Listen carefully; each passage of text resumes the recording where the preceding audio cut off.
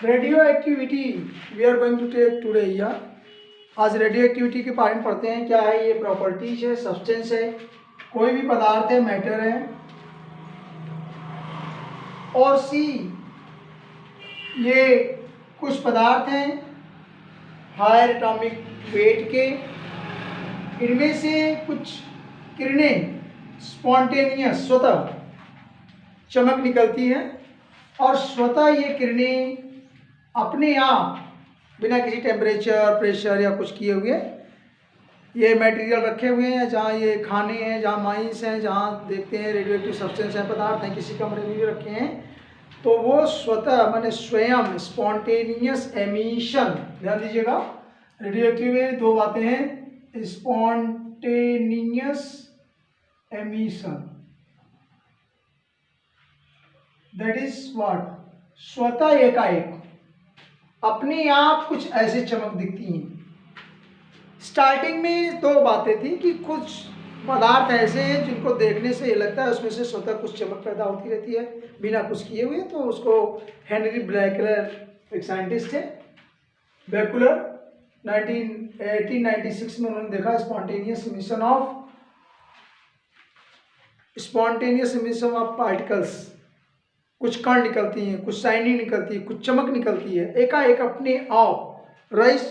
सो अब उसमें देखने के बाद हेनरी बेकलर ने देखा कि some rays are going on, इन रेज को ही ये रेज अपने आप स्पॉन्टेनियस एमिशन निकलती रहती हैं, कभी कभी ऐसे निकल जाती हैं।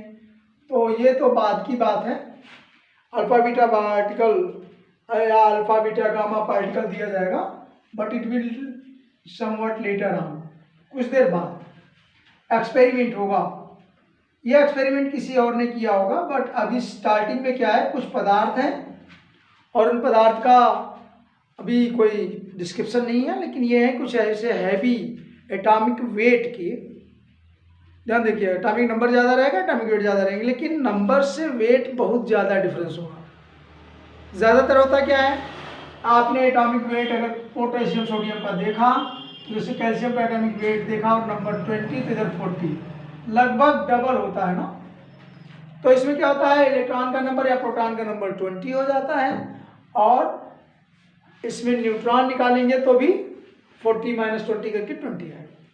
तो तुम देखोगे एक बात, इस समय प्रोटॉन की नंबर 20, इलेक्ट्रॉन के नंबर 20 और न्यूट्रॉन का नंबर भी 20, लगभग बराबर।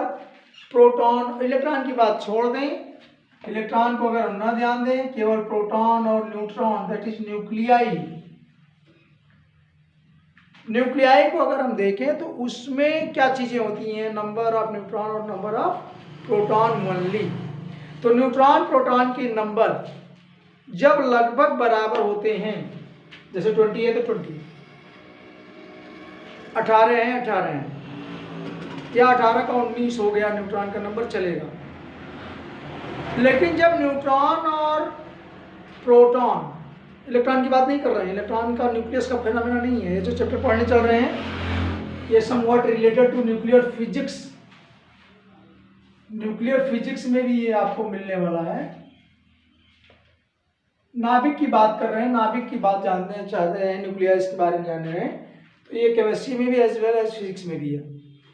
तत्व केमिस्ट्री के हैं, पढ़ने के लिए जैसे आप पढ़ रहे हैं उसको फिजिक्स में ले लेते हैं स्टडी के लिए, फॉर सेक ऑफ इंटरेस्ट, मतलब उसमें आसानी हो जाती है। तो स्पॉन्टेनियस इमिशन तो पहले देखना, हेनरी बेकलर ने कुछ ऐसी किरणें निकलती, कुछ ऐसी चमक निकलती हैं, कुछ सब्सटेंस से जो स्वतः चमकते रहते हैं, स्वतः निकालते रहते हैं किरणें, रेज, चमक। तो इस ऐसे पदार्थ को substance called radio active substance.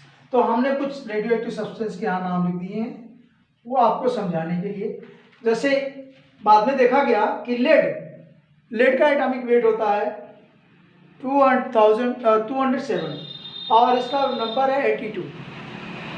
82 से बड़े एटॉमिक नंबर याद रखिए, 82 के ऊपर, लेड से ऊपर, लेड के बाद जैसे 83, 84, 85, लेड के बाद आएगा जैसे मान लीजिए आपका बिस्मथ, फिर 83, 84, तो लेड के बाद जाने पर bismuth, polonium, thorium, radium, uranium, ये सारी चीज़ें, ये सारे एलिमेंट ऐसे हैं जिनका न्यूक्लियस में प्रोटॉन और न्यूट्रॉन का नंबर बहुत ज़्यादा डिसबैलेंस है, मतलब डबल से भी ज़्यादा है।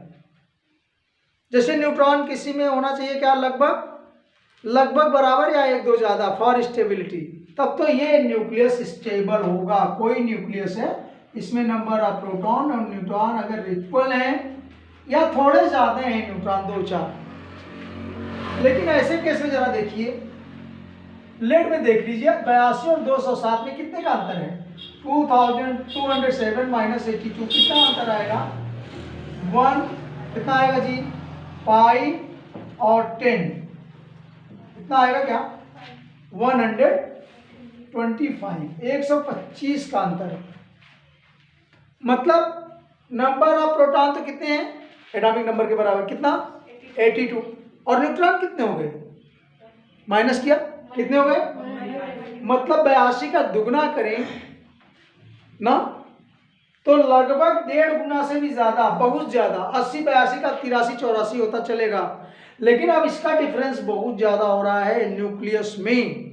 मतलब न्यूक्लियस में न्यूट्रॉन का नंबर प्रोटॉन की कंपैरिजन में बहुत ज्यादा हो रहा है, मिसमैच हो रहा है, गैप हो रहा है, जबकि इक्वल होना चाहिए, इक्वल से थोड़ा ज्यादा। जैसे क्लोरीन का एटॉमिक नंबर कितना है, 17, वेट कितना है, 35.5, दोनों का डिफरेंस निकालोगे 17 17 34, लगभग 17 का 18 हो जाएगा। न्यूट्रॉन का नंबर, प्रोटॉन नंबर 17 है तो न्यूट्रॉन का नंबर 18 है, तो इसमें ज़्यादा डिफरेंस नहीं है, स्टेबल न्यूक्लियस है। ये न्यूक्लियस स्टेबल रहेगा, नंबर ऑफ न्यूट्रॉन और नंबर ऑफ प्रोटॉन है लगभग बराबर है, लगभग एग्जैक्टली बराबर है तो और अच्छी बात है, लेकिन अगर एग्जैक्टली बराबर नहीं है, लगभग बराबर है, तो भी स्टेबल न्यूक्लियस होगा।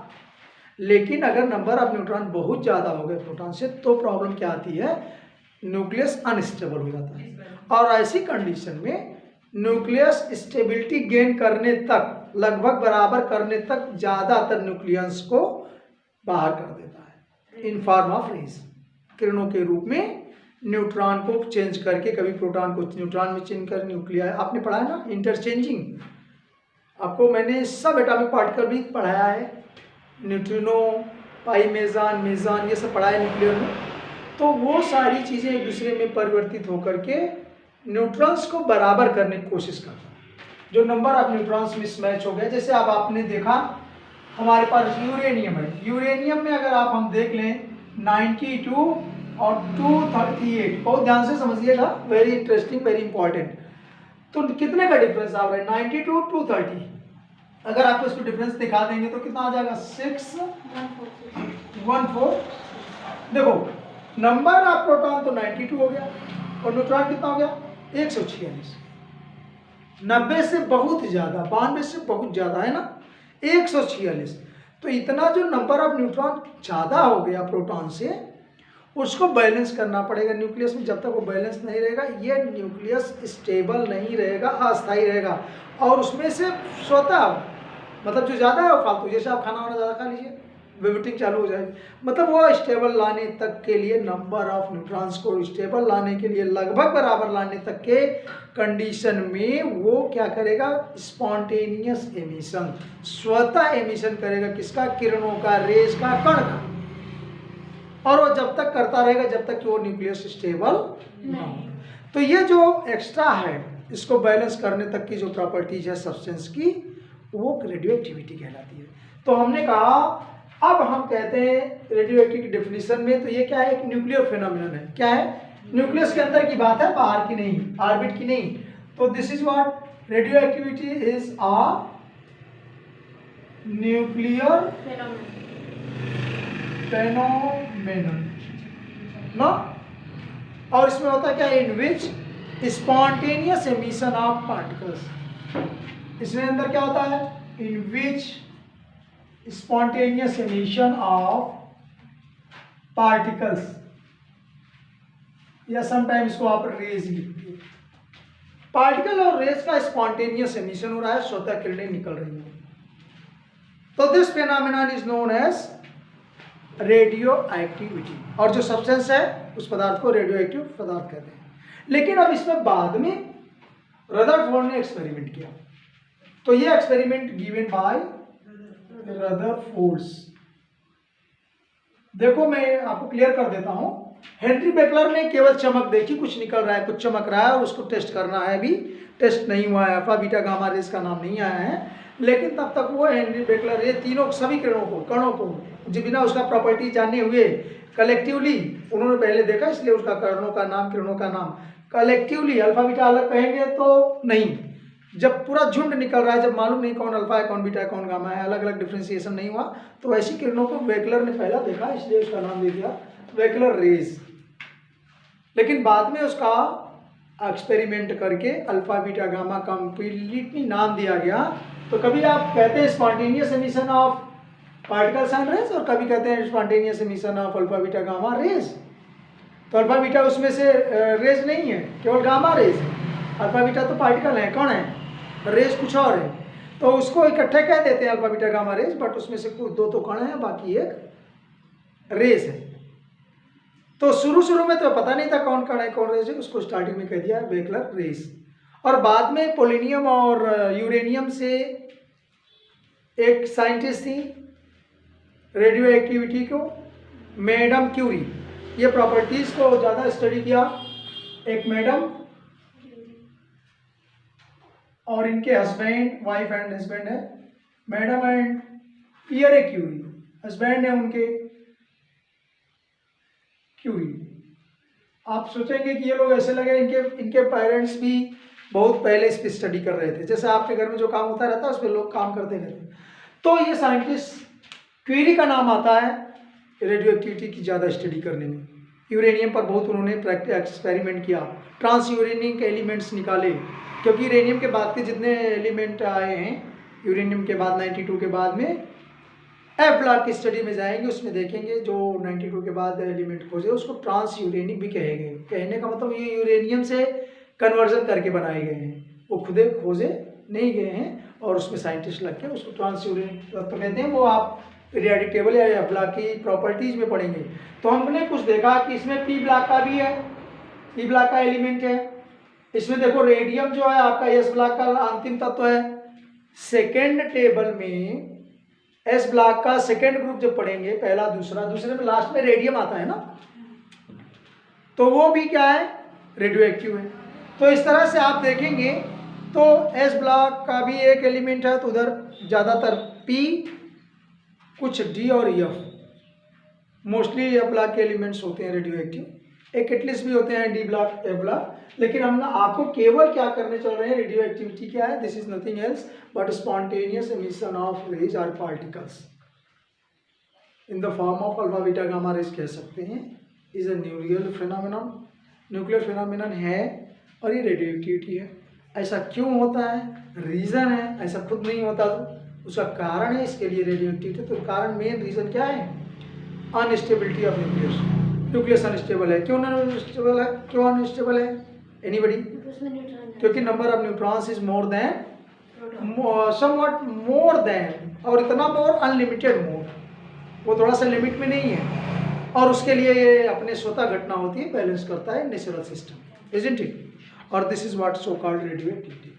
अब थोड़ी सी प्रॉपर्टीज की बात करते हैं कि ये जो रदरफोर्ड आए, इन्होंने ये देखा कि ये रेज या अल्फा किरणें, गामा किरणें कैसी हैं, और इनके कंपैरेटिव स्टडी आप अल्फा बीटा गामा रेज कर देते हैं। बाकी लेटर ऑन स्टडीज में हमने ये देखा कि रदरफोर्ड ने एक्सपेरिमेंट लिखा, और उस रदरफोर्ड के एक्सपेरिमेंट में इन्होंने क्या किया, ये एक सब्सटेंस ले लिया, रेडियो एक्टिव सब्सटेंस, और रेडियो एक्टिव सब्सटेंस लेने के बाद यहाँ पर ये इन्होंने ले लिया रेडियो एक्टिव, और यहां पर कुछ ऐसी एक रॉड रख दी जिस पर कि नेगेटिव चार्ज, राइट, और यहां पर इन्होंने रख दिया पॉजिटिव चार्ज की एक रॉड इस साइड में। अब सीधे सी बात है कि अगर रेस निकल रही है फटाफट कोई बात नहीं है, लेकिन जब तुम ये लाओगे पॉजिटिव नेगेटिव, तो जो नेगेटिव चार्ज है इधर कुछ किरणें घूम आ रही हैं अपने आप इस साइड। इससे क्या समझ में आ रहा है कि इधर जो किरणें आ रही हैं, इसका मतलब इसमें कुछ और चार्ज होगा, पॉजिटिव इधर है, इधर नेगेटिव है, तो कौन सा चार्ज हो सकता है इस पे, पॉजिटिव, क्योंकि अपोजिट चार्ज एक दूसरे को आकर्षित कर लेते हैं, अलाइक चार्जेस। तो इसमें से जो किरणें या जो कण इधर को खींच रहे हैं नेगेटिव तरफ, इसका मतलब उनका बिहेवियर आपको पता चल गया, उसका क्या चार्ज होना चाहिए, पॉजिटिवली चार्ज। तो ये एक्चुअल में क्या होते हैं, पॉजिटिवली चार्ज। तो पॉजिटिवली चार्ज, और उस पॉजिटिवली चार्ज को उन्होंने कह दिया अल्फा पार्टिकल। देखो इसमें रेज नहीं लिख रहे हैं डियर, ये ध्यान देना, क्या लिख दिया, अल्फा पार्टिकल। और इसकी मोर स्टडी करने के बाद अल्फा पार्टिकल को देखा गया कुछ और नहीं है बल्कि दो हाइड्रोजन जुड़ के बनते हैं, that is what, alpha particle क्या होते हैं जी, दो हाइड्रोजन जुड़ गए होंगे, क्या बना होगा, हीलियम नाभिक। तो ये एटॉमिक नंबर 2 और atomic weight 4, number of electron 2, number of proton 2, number of neutron 2, पूरा बैलेंस है। और हीलियम आप जानते ही हैं, हीलियम न्यूक्लियस स्टेबल होता है, हाइड्रोजन से भी ज़्यादा स्टेबल होता है, इसीलिए इसको इनर्ट गैस में रखा गया है। पीरियोडिक टेबल में जब जाएंगे अक्रिय गैसों में पहला तत्व है ना, तो इसका मतलब मोर स्टेबल है। और ये रेज स्पॉन्टेनियस निकलेगा, कहाँ से निकल रहा है, न्यूक्लियस के अंदर से, कुछ वहाँ गड़बड़ करके, जो गड़बड़ है उसको सही करने के लिए बाहर, जैसे आपके अंदर कोई पेट खाने में गड़बड़ हो रहा है, कुछ ज़्यादा गड़बड़ हो रहा है, तो आपको बैलेंस करने के लिए अंदर तक क्या है, वोमिटिंग है, ये वो, स्पॉन्टेनियस को कोई करता नहीं है, उल्टी अपने से नहीं होती ना, वो झटके में आ जाती है, मतलब टू मेंटेन इटसेल्फ। तो न्यूक्लियस को अगर वहाँ इमेजिन करें, अला ये चीज़ उसमें हमको सेटिस्फाइड करने के लिए नहीं है, बस आपको समझ में आ जाए इसके लिए बोल रहा हूँ कि स्पॉन्टेनियस वो अपने आप निकलता है, फिर कोई रोकता नहीं है, छींक अपने आप आ जाती है, स्पॉन्टेनियस ऐसे वो आता है, उसमें कुछ करना नहीं है। तो आपको ये तो पता चल गया कि इसमें कुछ ऐसा किरण भी है, ऐसा कण है जिसका कुछ ऐसा बिहेवियर जो पॉजिटिवली चार्ज है, और मोर स्टडी करने के बाद ये देखा गया कि ये अल्फा पार्टिकल्स। अब एक बात और है कि दूसरी बात इधर आ गई, कुछ रेस किधर जा रही है, इधर जा रही है, तो इसका मतलब ये भी है जो पॉजिटिव चार्ज रखा है इस पर चार्ज कैसा होगा, निगेटिवली चार्ज होंगी। इसका मतलब ये है कि ये नेगेटिव चार्ज वाली पार्टिकल्स हैं, बीटा पार्टिकल, और इसको बाद में उन्होंने स्टडी करके नाम दे दिया बीटा। इस पे चार्ज कैसा होगा, नेगेटिव। तो कुछ इलेक्ट्रॉन का नेगेटिव चार्ज होता है ना, ऐसे बीटा पर एक नेगेटिव चार्ज आता है, 1 यूनिट ही रहता है, यहाँ पर ऐसे -1 लिख दिया जाता है, इसका सिंबल भी यही होता है, बीटा, -1 करके देते हैं। और इस पर हीलियम तो आप जानते हैं, अल्फा लिखते हैं, अल्फा पर 2 यूनिट प्लस चार्ज होता है ना, अल्फा 2 यूनिट, तो आप ऐसे भी लिख सकते हैं, ऐसे भी लिख सकते हैं बीटा पर। ये दोनों कण हैं, दोनों पार्टिकल हैं। पार्टिकल इसलिए है कि ये हल्के नहीं है, वजन है। कैसे पता चल रहा है जरा देखो आपने, और जैसे आप खिचड़ी वो गाजर और दीपावली में करते हैं उजाला के लिए प्रकाश, तो ऐसे बीच में देखो तो इधर उधर गिरते रहते हैं ना फवारे, और कुछ किरणें सीधे चली जाती हैं आसमान में उड़ के। इसका मतलब उसमें सारा कॉम्बिनेशन भरा हुआ है, उसमें हरा फास्फोरस वगैरह भरा रहता है, लेकिन उसका कंपेरिजन यहाँ नहीं। लेकिन देखने के लिए, इमेजिन करने के लिए कुछ ऐसा समझो कि इसमें कुछ किरणें तो कुछ कण ऐसे वजन है, इसका मतलब ये वजन है ना, वजन इसी जगह ही लुढ़क जा रहे हैं, इजंट इट। तो इसका मतलब दीज आर द हैवी, और हैवी डबल न्यूक्लियस है, तो 2 इलेक्ट्रॉन प्रोटॉन न्यूक्लियस तो उसका भारी है, तो इसका मतलब ये यहीं गिर जा रही है। तो हम इसको कह सकते हैं कि दीज आर द हैवी, हाँ, इन वेट,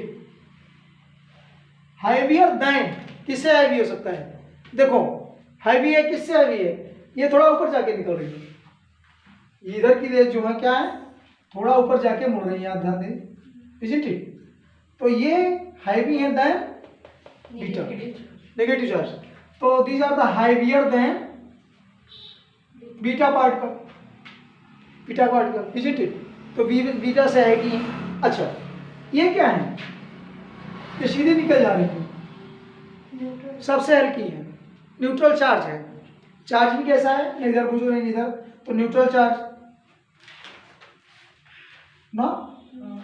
और ये क्या है, रेस है, इलेक्ट्रोमैग्नेटिक रेज आप पढ़ेंगे आगे, इलेक्ट्रोमैग्नेटिक रेज, विद्युत चुंबकीय तरंगें हैं, और इनको हम गामा कहते हैं। न्यूट्रॉन की तरह बिहेवियर है ना, इस पर कोई वेट है, वेट होता तो किधर लुढ़क जाता ना बेटा, ये लुढ़का नहीं, सीधे निकलते जाते, कोई वेट नहीं है, 0 वेट, और कोई चार्ज भी नहीं है, इधर उधर नहीं खिसक रहा है, इसलिए इसका 0 चार्ज भी है। तो इसीलिए इसको हम न्यूट्रल चार्ज में और रेस कहते हैं, इलेक्ट्रोमैग्नेटिक रेस हैं, राइट। कंपैरिजन आप करिएगा बुक पे है और आपको मिल जाएगा। आपको समझा दे रहा हूँ कि पहली बात तो ये होगा कि अल्फा पार्टिकल हो गया जो कि हैवी है, 2 इकाई 2 यूनिट उस पर चार्ज है प्लस वाली। किससे हैवी है? बीटा से, गामा से, दोनों से हैवी है। 3 किरणें निकल रही हैं अल्फा बीटा गामा, उसमें सबसे बड़ा ये हैवी है, वजन है। सबसे हैवी का मतलब ये नहीं पूरी दुनिया में सारे तत्वों से, लेकिन जो अल्फा बीटा गामा तीनों की कंपैरिजन करेंगे तो उसमें तीनों में सबसे हैवी पार्टिकल है। Comparison then gamma beta, beta से भारी है, और बीटा भी भारी है किससे? बीटा गामा से भारी है, इसीलिए एरो लगा दिया हमने हैवी में, राइट। अब अगर हम देखें किस पे कौन चार्ज है वो आपने देख लिया। अब ये बात एक इंपॉर्टेंट बात है, कौन ज़्यादा पिनेट्रेट करेंगे। पिनेट्रेट करने का मतलब किसी सेल्स के अंदर कहीं भी कितना, कौन ज़्यादा झुकेगी, कौन ज़्यादा घुसेगी, पिनेट्रेटिंग पावर, वेधन क्षमता हिंदी में।